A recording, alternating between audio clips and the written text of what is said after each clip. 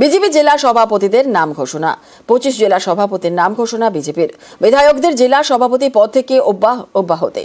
বেশিরভাগ জেলাতেই সভাপতি বদল বিজেপির। কলকাতা উত্তর দক্ষিণের সভাপতি অপরিবর্তিত।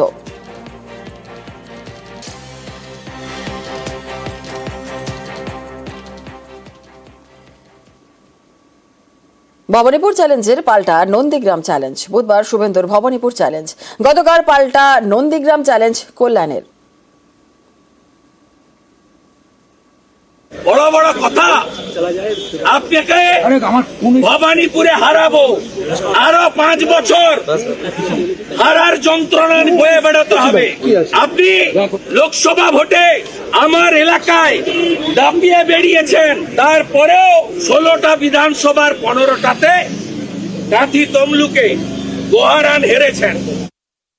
তবে এইটুকু আপনাদের মাধ্যমে বলে দিচ্ছি, নন্দীগ্রামে এবার ওকে হারিয়ে ছাড়বো।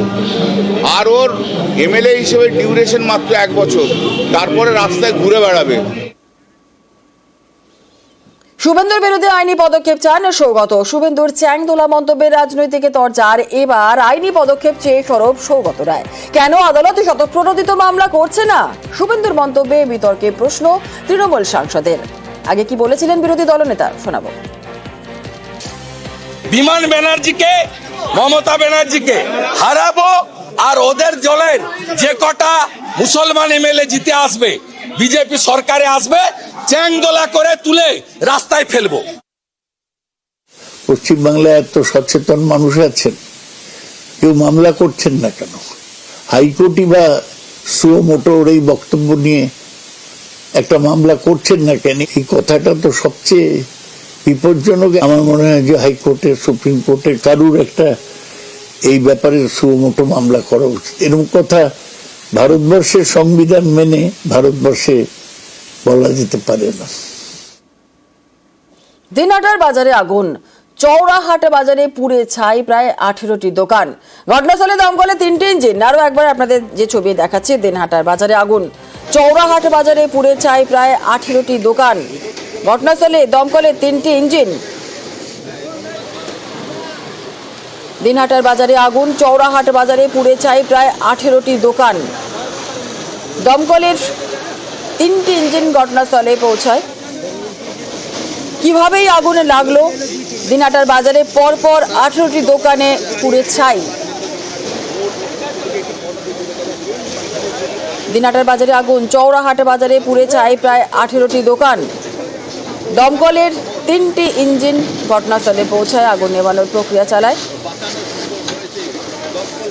পুরোপুরি ভস্মীভূত হয়ে গিয়েছে দোকানগুলি, এমনটাই জানা যাচ্ছে।